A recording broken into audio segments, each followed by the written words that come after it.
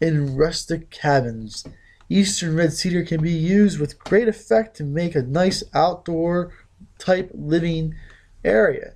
They can be used for bedposts and poles for staircases, and it really adds to the character of your landscape, making it more rural and rustic. Eastern red cedar is a plant that's commonly found in the eastern part of the United States. They like to grow anywhere in the eastern United States, including the middle of fields to the sides of the ditches to right in the middle of the forest. Typically, in the middle of the field, the tree tends to keep its lower branches, but as you venture further into the woods with less light, they usually start to lose some of their lower branches. As the tree gets older, it can become a really nice looking plant, and it can become a majestic large tree as well.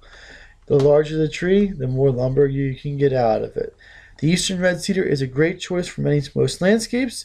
If you need any, we most certainly have a lot of them available for you to pick up. My name is Mike. We're at Highland Hill Farm, and this afternoon we're going to be trimming some of these eastern red cedars. We put these guys in the ground last year, and it's the first time we're going to start shearing them. The idea of what we're going to be shearing them is we're going to try to make them a little bit more dense and compact, and if there's a second leader, we'll trim off the second leader. So this is the eastern red cedar. Of course, it's a little bit that color. That's what they are this time of year. And we're going to go through first and just lightly prune the tips of these guys back.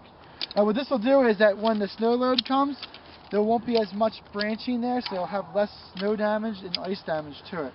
We're just going to take off the top of it a little bit, and we should be good to go on it. There is a little bit of a hole on this side here, but if we trim it down like this, that'll force growth in on that area, and we should be good to go to fill that in.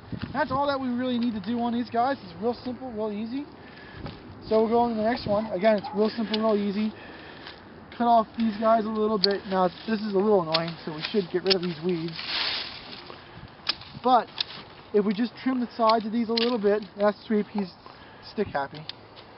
If we just trim the sides of these a little bit and trim that top, that should force the bottom to grow out a little bit more.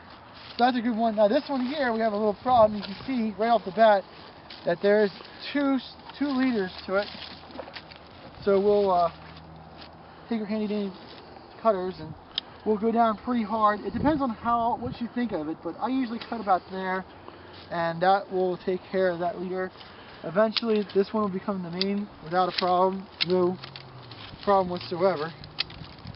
And, now if you didn't do that, what would ultimately happen to this bush? Well, it depends on a lot of different things, but I would say for sure that if it had not died, it would have grown up into two of them.